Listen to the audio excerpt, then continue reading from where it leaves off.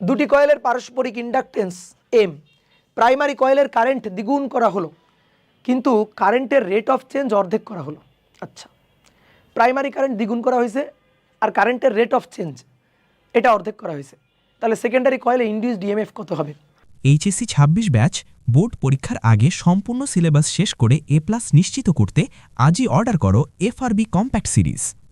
Induced EMF কারেন্টের মানটার উপর নির্ভর করে না, কারেন্টের পরিবর্তনের হারের উপর নির্ভর করে। কেমনে?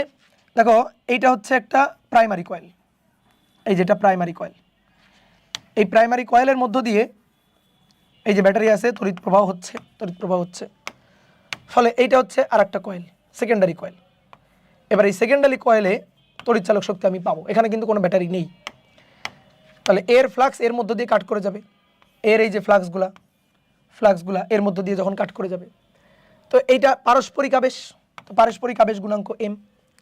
এর কারেন্টের মান আই দ্বিগুণ করা হোক, চারগুণ করা হোক, যা করা হোক, আমার কোনো যায় আসে না এটা নিয়ে। আমার লাগবে কারেন্টের রেট অফ চেঞ্জ, কারণ এটাতে আবিষ্ট তড়িৎচালক শক্তি ই এর মানটা হবে -m dI/dt। ভাই, কখন আপনি -L dI/dt লিখতেছেন, কখন m dI/dt লিখতেছেন?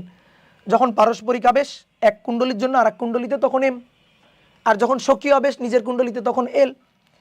তো এবার আমাদের কি বলছে যে এই কারেন্টের রেট অফ চেঞ্জ dI/dt এটা অর্ধেক করা হলো, তো এটা হাফ করা হলো, ওকে, তাহলে এটাও হাফ হয়ে যাবে, এটাও হাফ হবে। ভাই, কারেন্ট যে দ্বিগুণ করা হলো তাতে কি যায় আসে? কারেন্ট দ্বিগুণ করা হয়েছে, হোক, কারেন্ট দ্বিগুণ করা হয়েছে, আমার লাগবে কারেন্টের এই যে রেট অফ চেঞ্জ, পরিবর্তনের হারটা লাগবে, পরিবর্তনের হার অর্ধেক, তাহলে ইনডিউসড ইএমএফ হবে অর্ধেক, তাহলে অ্যান্সার হচ্ছে অর্ধেক হবে।